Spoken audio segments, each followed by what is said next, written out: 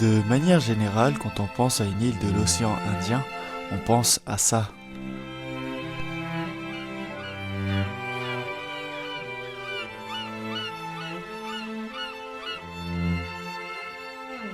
Cette île aux allures paradisiaques s'appelle Mayotte, et vous en avez sûrement entendu parler récemment, mais sûrement pas en bien. Pourtant, cette île cache de nombreux secrets dont seuls les habitants ont le mérite de se le partager. Après le passage de l'un des cyclones les plus violents que Mayotte ait connu, l'île a drastiquement changé de face. J'ai plus de maison, Sido a tout pris.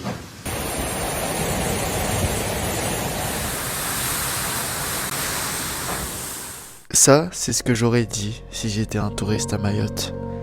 Mais la réalité est tout autre.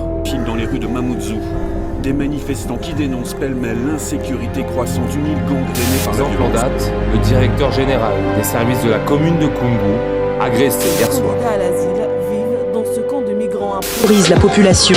On reste là, galère, arracher un téléphone, ou à saccager des voitures, ou les caillasser pour avoir de l'argent, tu vois. Durant ces 15 dernières années, l'insécurité n'a cessé de grimper à Mayotte. Belmer est l'un des hommes les plus détestés de Mayotte. Et si je te disais que je comptais te raconter une histoire beaucoup plus grave que ces 15 ans d'insécurité à Mayotte.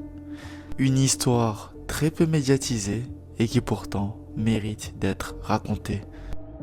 L'histoire d'une jeune fille de 19 ans qui aujourd'hui repose en paix. Elle habitait ici. C'était une fille souriante, gentille. Alors posez-vous confortablement car je vais vous raconter l'histoire de Roukia.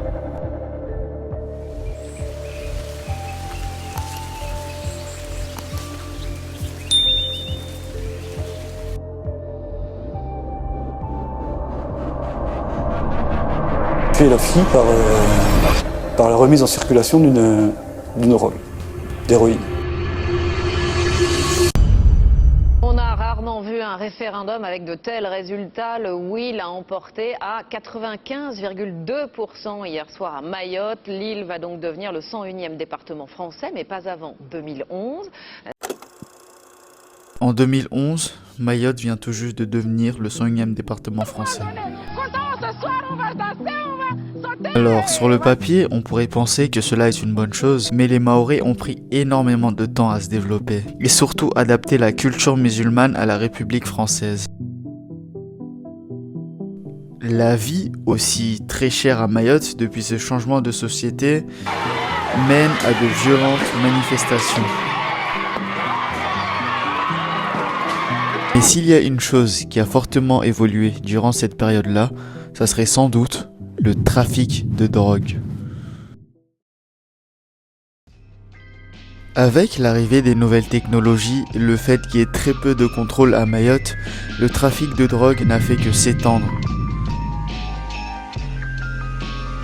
C'est dans ce contexte-là que la jeune Roukia grandit à Mayotte et est scolarisée à Mamoudzou, au lycée des Lumières.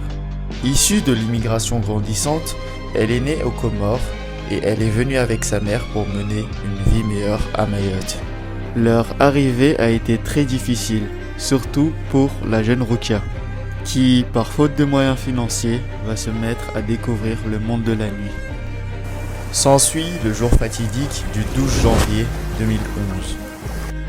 Roukia, comme à son habitude, se met à sortir le soir pour aller voir un de ses clients. Un certain Mathias Belmer. Mathias Belmer propose à Roukia de consommer de la drogue.